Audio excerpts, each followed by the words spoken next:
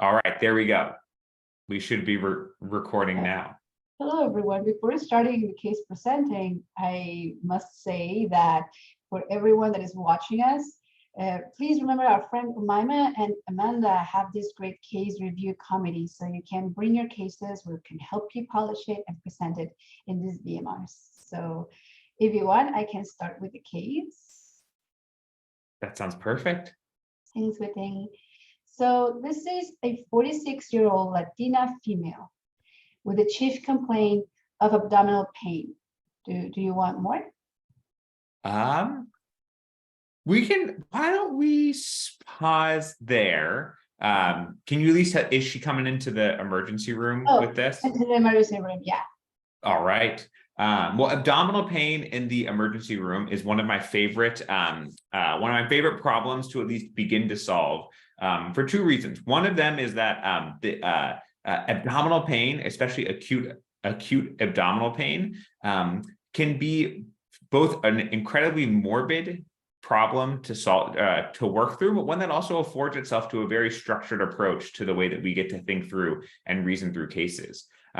Shema is already there with the VIPO framework, and I find that this is an incredibly helpful first pass to at least think through potential causes of abdominal pain. Oftentimes we learn things like the quadrant-based approach, or we might say that the differential shifts depending on the location of the abdominal pain. And that can be true, right? There can be certain diseases that have a certain predilection for different areas of the abdomen, but there's also a list of incredibly morbid diagnoses that are at least worth running through at the very early onset to make sure that we're not overlooking these as potential causes of someone's abdominal pain.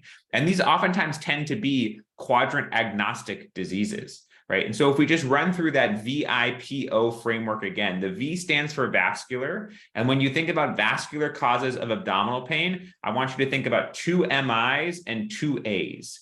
The two MIs are mesenteric ischemia and myocardial infarction, and the two As are aortic dissection and an intra-abdominal aortic aneurysm.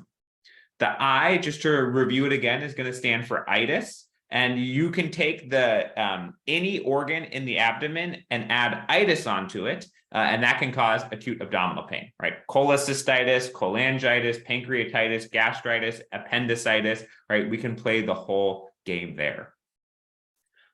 The itis one is the one that probably lends itself the most to thinking about a quadrant-based approach. For example, diverticulitis, we might tend to see as a left-sided or left lower quadrant, whereas cholecystitis, we may tend to see as a right upper quadrant.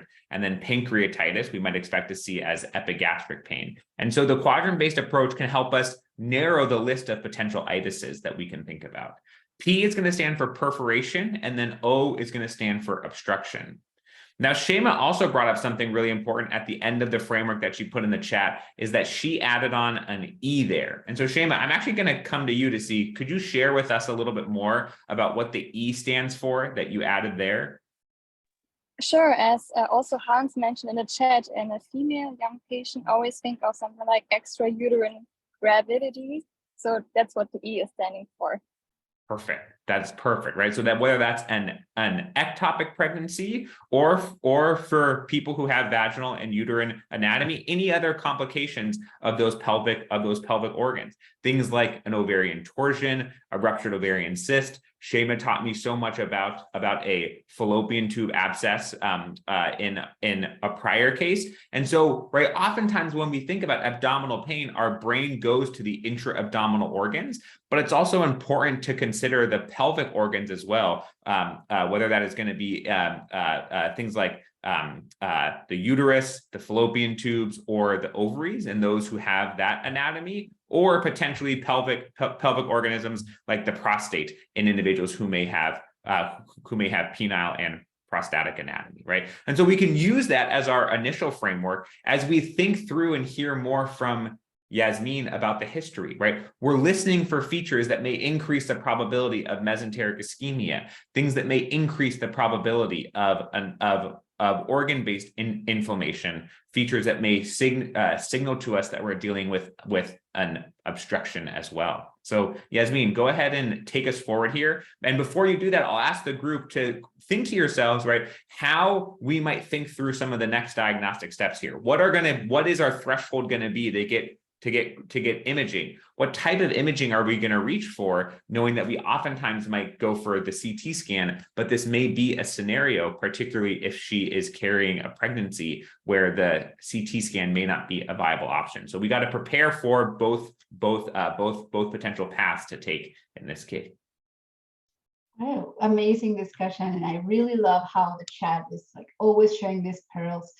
And well, here's her story. The onset of the abdominal pain was 6 hours before her admission. She states the pain was constant and fluctuating in intensity. She described the pain as dull, localized in the epigastrium, radiating to both upper and right quadrants with no relieving or exacerbating factors. She also mentioned having nausea and vomiting only once, and the vomiting was with gastric content.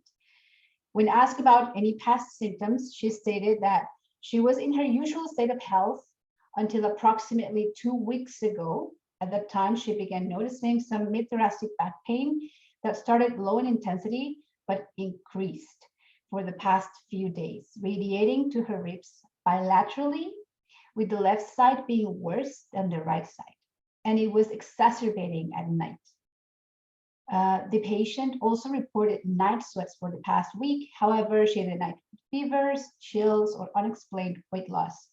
She denied palpitations, shortness of breath, cough, headaches, and diarrhea.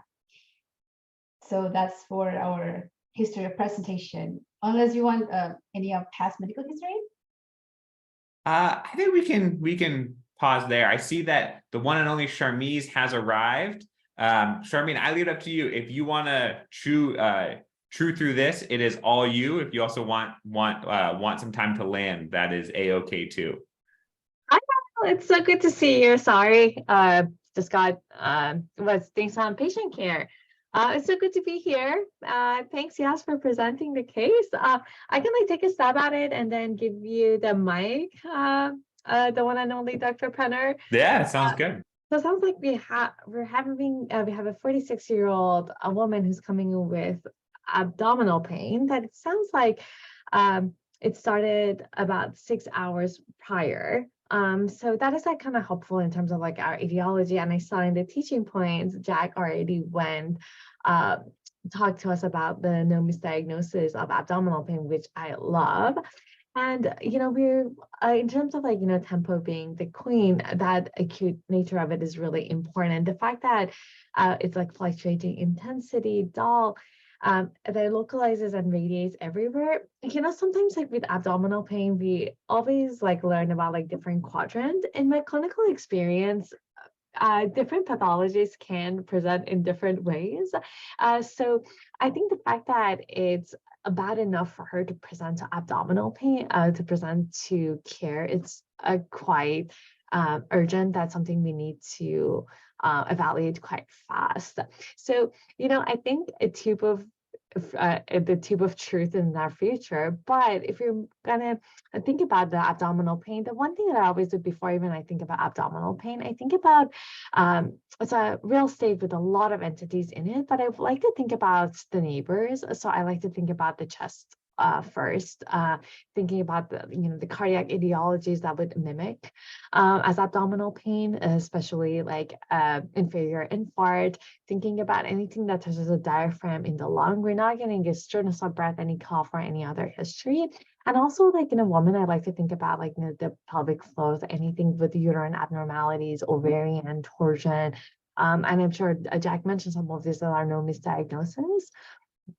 And so I will be thinking about those, and the nausea and the vomiting again just tells me that this is something that I need to seriously deal with rather than localize it to anywhere particular. We can think about intraluminal pathology, but in someone who's presenting with abdominal pain, nausea and vomiting can be that, but thinking about obstruction as a potential etiology, and one of our no misdiagnoses. Jack, what else?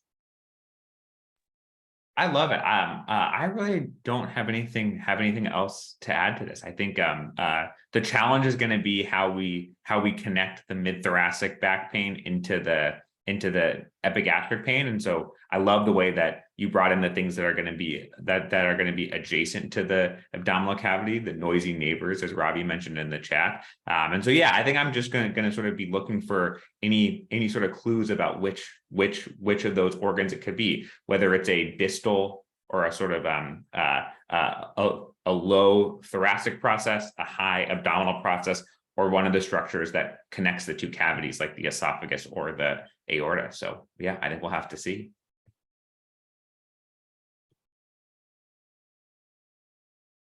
Do you want me to give you the past medical history?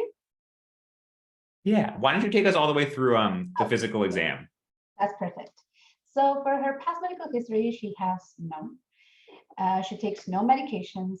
She doesn't have any relevant social history. She doesn't smoke, drink alcohol, or consume any drugs. She has no allergies.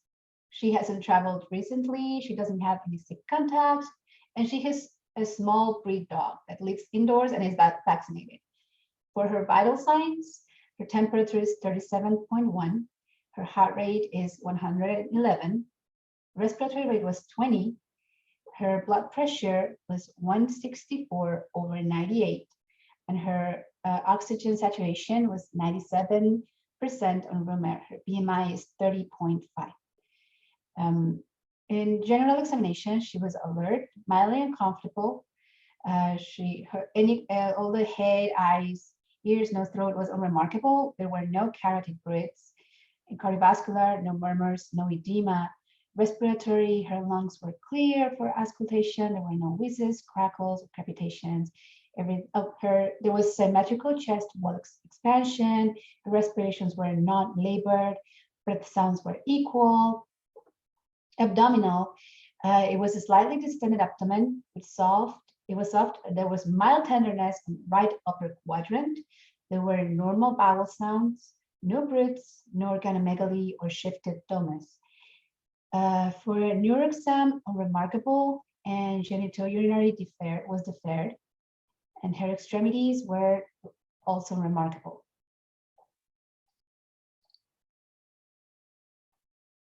Do you want the labs?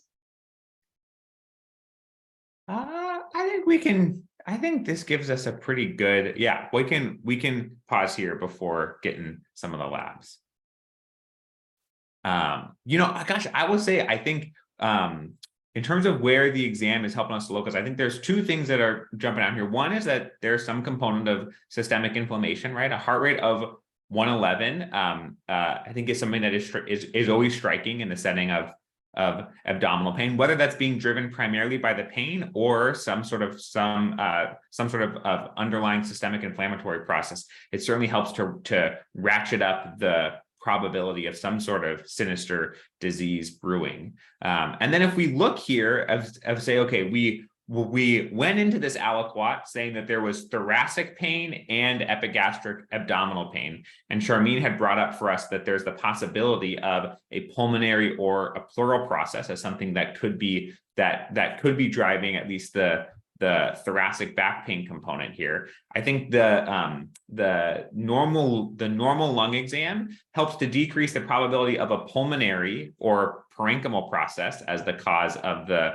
thoracic back pain, but it doesn't necessarily take out some of the other organs within the thoracic cavity that could connect with the intra-abdominal space. And again, the two big categories being things like the esophagus as well as the vessels, whether that's the aorta or the IVC. If we look at the abdomen then, right, we see that there's some tenderness in the right upper quadrant. And so we're starting to paint a picture from the history as epigastric pain, right upper quadrant pain, and some back pain. And what that is doing for me is it's sort of saying, okay, this is potentially a disease process that has that may span both the intra-abdominal space and the retroperitoneal space. And some of those different retroperitoneal organs could be other ones that we mentioned. Again, vascular structures can go into the retroperitoneum and span both the abdominal space and the thoracic cavities, whether that's the whether that's the aorta or IVC disease, or potentially May-Turner syndrome. And then also there's many gastrointestinal organisms that can give you retroperitoneal pain, right? Pancreatitis historically can refer to the back. The duodenum also has a retroperitoneal course. And then there's going to be the diseases, or then there's going to be other organs and structures like in the renal system.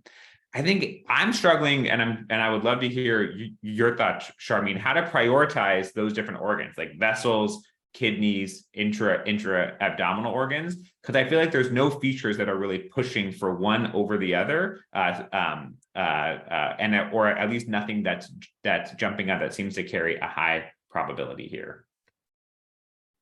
Yeah, I think it's. Yeah, I agree. It's like a bit non-localizing. So I think when this is the case, and it's someone like, with this acute onset, someone with no past medical history, and I don't know why that is that like this patient really doesn't seek care, and there's like something sinister that has been brewing for a long time that we haven't caught, or this patient is like completely healthy. Either way, someone's like, she's like tachycardic, a little bit more hypertensive, with like, acute onset, this like abdominal pain, back pain. I think the one thing that I would worry most about is like, like, as you mentioned, like aortic pathology. So, thinking about like dissection that can kind of connect it to, we have no history of like, in terms of like epigastric and right upper quadrants, I think about like, pancreatitis type of folks. So I think this is a person that I would like get, our favorite labs and see if there's anything there that can guide us, and then we'll have a very low threshold to image the chest and the belly would be my approach. Any other thoughts, Jack? No, I'm with you. That sounds great.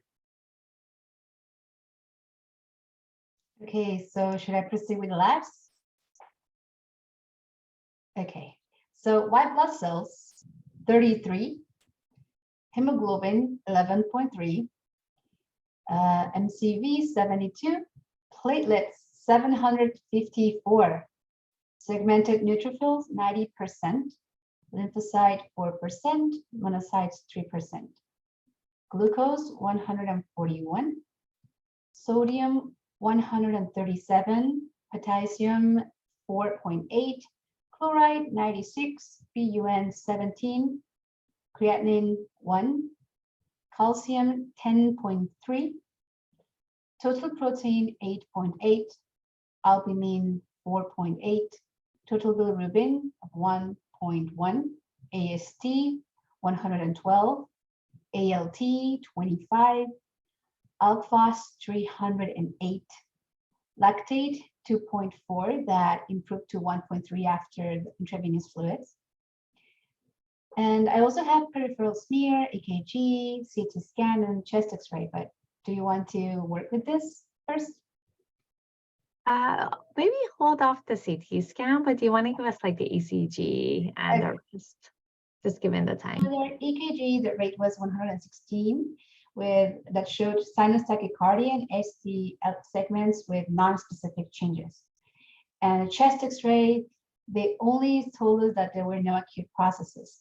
Here I couldn't take the picture of the X-ray because I didn't have access to those images. But according to the radiologist, there were no acute processes. All right. Wow, we were right to worry about this patient. And just to make sure I got all of them, it sounds like she had kind of elevated liver chemistries as well, correct, Yas? Yeah, ALT was elevated and alphos was 305, I think. 308. Okay, got it. And Billy? Total bilirubin was 1.1. Okay, got it. So I'll start tackling some of the labs and then pass the mic to Jack. So she has like a severe neutrophilic predominance leukocytosis. And oftentimes when we see that, and with some thrombocytosis as well, that makes me kind of worry about, as Jack was alluding to, some inflammation that is going on. And with that, the first thing I think of always is like a pyogenic bacterial infection. And thinking about that, especially with thinking about the belly, with the LFT abnormalities, like hepatobiliary is a source of infection for us to think about, or like any intra-abdominal. The other one, in someone who's like 46, a woman thinking about pyelonephritis, that could also cause like back pain, that can like radiate to the front or the ribs. It's another thing to think about, but I tend to be very systematic when I think about a pyogenic infection. So thinking about, common things being common, we've gotten a chest X-ray, we have to evaluate the intra-abdominal. So I would definitely get it with a creatinine that is normal. I would definitely start with a CT abdomen pelvis with contrast, and then thinking about the hepatobiliary. It's sometimes like ultrasound. It can be a good addition to that, but just given her nausea, her vomiting, the acute onset of it, I want to get a better picture of the belly and make sure there's nothing else that is going on. And also your UA and a urine cultures and the blood cultures are the other ones that I want to see in someone who's like coming with pyogenic, worried about pyogenic. Of course, the neutrophilic predominance, leukocytosis, the differential blood, clinical autoimmune malignancy, all of those things. But I think in my first pass, as I'm seeing this patient, infection is the one that I'm going to be the most worried about. Jack, any additional thoughts? No, I'm with you. I think the CT scan is going to be incredibly helpful here. I think one of the things that I'm struck by is some of these lab findings with the sort of equivocal tempo of her disease process, right? Like when we see people who have white counts of 33 acutely, right, with 6 hours of relatively acute symptoms, to me, that signals something really, really bad happening. Whether that is some sort of intra-abdominal perforation or a very aggressive and invasive intra-abdominal infection. But then there's also some features of a more subacute or indolent tempo to her disease, right? She has had symptoms for 2 weeks. Those symptoms have been kind of brewing and progressing, and then started to maybe acutely crescendo over the last 6 hours or so. And I think that more subacute or indolent process is reflected by one of the other findings on the CBC, which is the platelet count in the 700, right? We can have a thrombocytosis for either clonal reasons or reactive reasons. Clonal or a thrombocytosis from a clonal process is usually due to underlying myeloproliferative neoplasms, whether that is something like polycythemia vera or essential thrombocytosis, where we can see some of these other myeloid cell lines come up. But in a 46-year-old woman, it seems very unlikely for that person to have developed a myeloproliferative neoplasm. And so then we turn into the other possibility, which is a secondary or a reactive thrombocytosis. And there's really three big categories of disease where we can see that: slow, indolent, progressive infections, certain progressive solid organ tumors can get it, and then in very rare circumstances, we can see them in the setting of certain underlying autoimmune diseases, for example, an underlying vasculitis.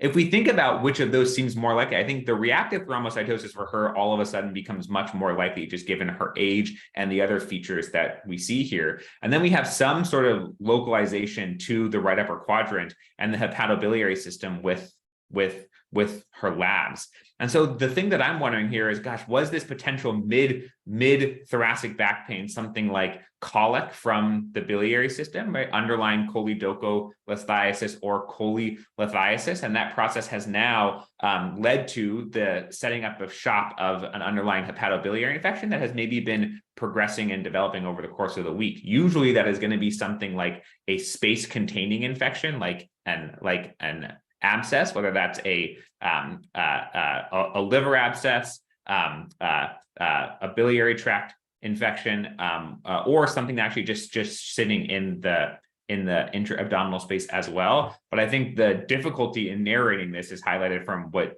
or is highlighted by what you were saying, Sharmin, which is that it's so hard to make progress on this without the CT scan. But I think we at least have some signal for the right upper quadrant as potentially there being the source of the problem. And I do wonder if, given the tempo of her symptoms and that platelet count in the 700s, if there's something that has actually been brewing under the hood for much longer than the 6 hours of abdominal pain suggests. Okay, so we proceed with the CT scan. All the questions will be answered with this one.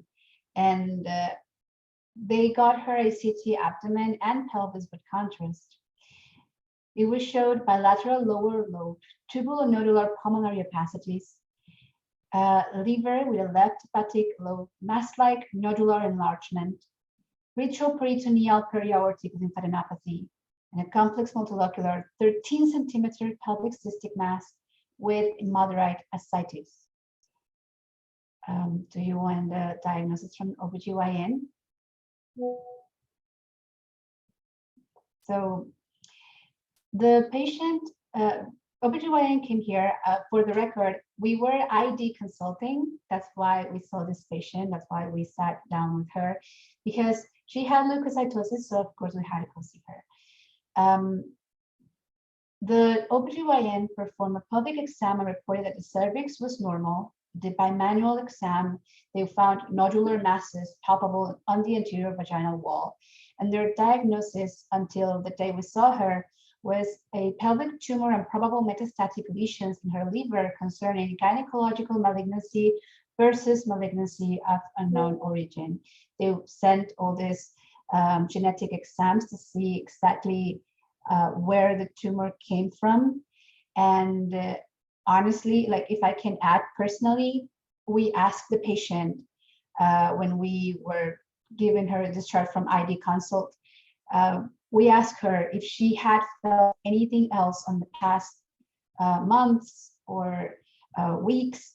And she did mention that she had been having dysuria and so menstrual changes on the previous 3 or 4 cycles, but she thought it was normal.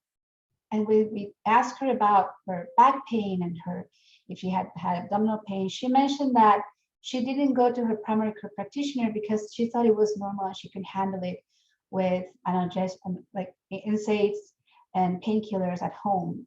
So this is something that really made me think how much her primary care practitioner or any other doctor on contact, like, I don't know, consult or wherever could have tried to investigate a little bit more, not only put her in the square of, oh, she's 46, maybe it's like menopause changes, like she's getting into this she's going to start changing, or maybe her obesity, because as I may mention, her BMI was 30, so that's why her hormones are this way.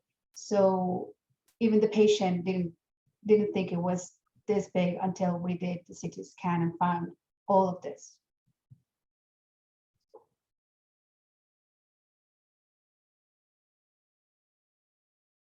And yes, just to make sure that I understand here, it sounds like the initial suspicion of a gynecologic malignancy was just a working diagnosis, but that is not the final diagnosis. That's not the final diagnosis because I had to leave, so I couldn't have any more access to the Cerner.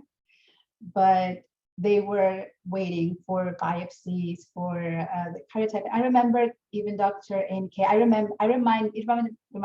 reminded me of her because she also presented as a signet cell carcinoma, and she did mention that many of these cancers, you have to send all these biopsies to determine where it is from. So yeah, I didn't get the last, like where did it came from, if it was a gynecologic tumor or it was from the liver or it was from somewhere else.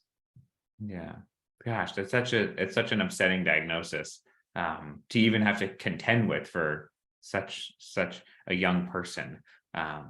Yeah, gosh, well, and I think it's so educational to recognize the fact that just how large of a burden of disease can hide in the pelvis. I think ovarian cancer is oftentimes not necessarily detected when it's in its earlier stages, because there can be diseases that are developing but don't necessarily generate overt symptomatology that leads us to go and hunt for things. And I think it's striking in this case that the symptoms that ultimately led to this being discovered were symptoms far away from what seems like the initial site of pathology here. But yeah, I'm curious, Sharmiz, any other thoughts or reflections from you on this one? Yeah, thank you so much, Yas, for presenting this game, for your incredible reflections.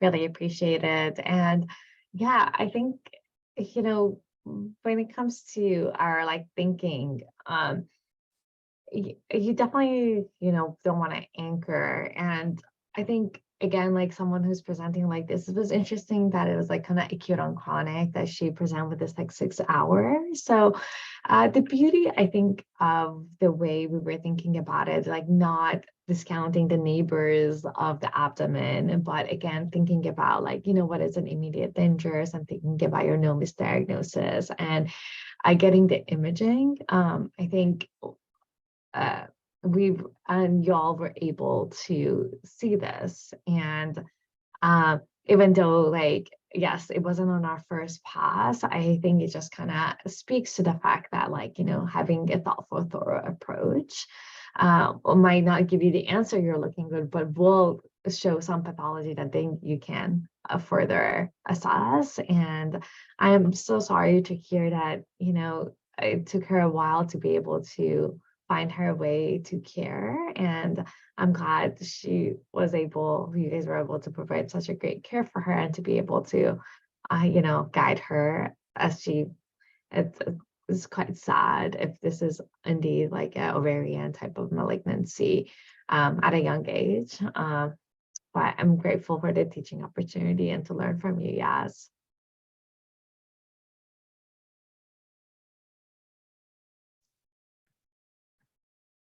Yeah, like, thank you. I really learned a lot from your discussion.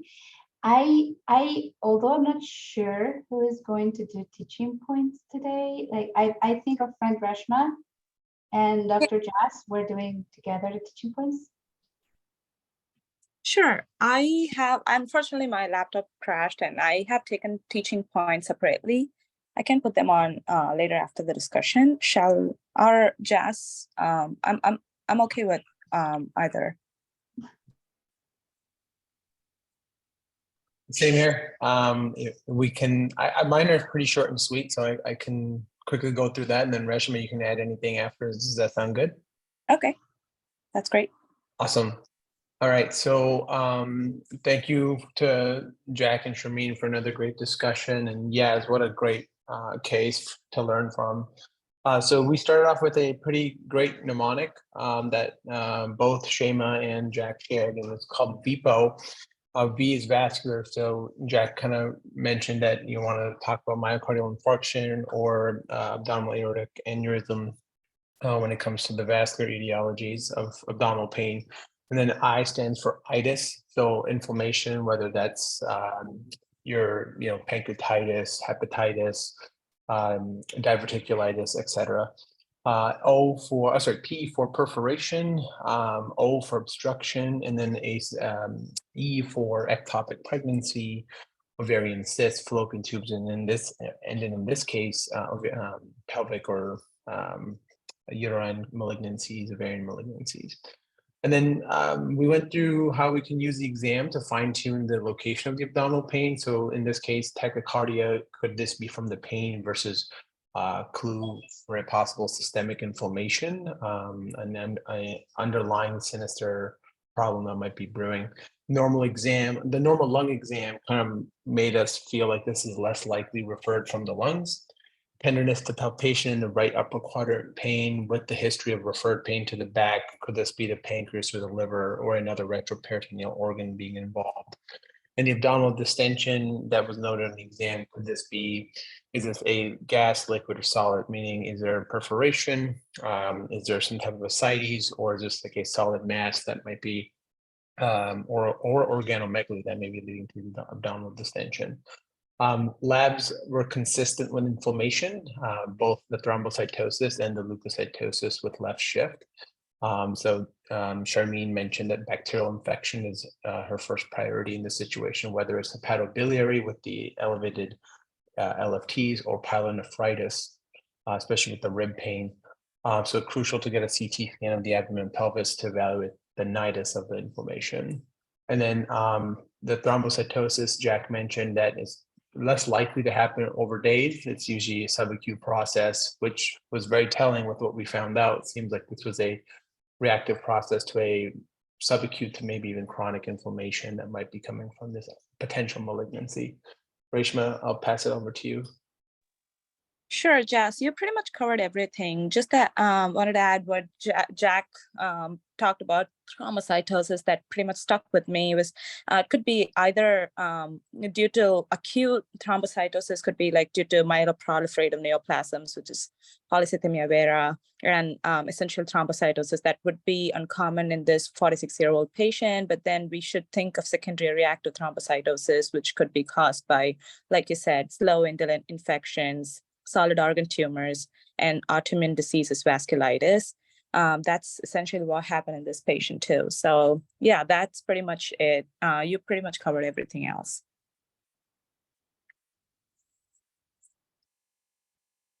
Well, thanks so much, team, for a wonderful, wonderful Wednesday VMR, a sad case. And I think Sharmin said it perfectly with grateful to get to learn from this story that you shared with us today, Yasmin. So thanks everybody for tuning in. We hope you have a wonderful rest of the day, and yeah, look forward to seeing y'all soon.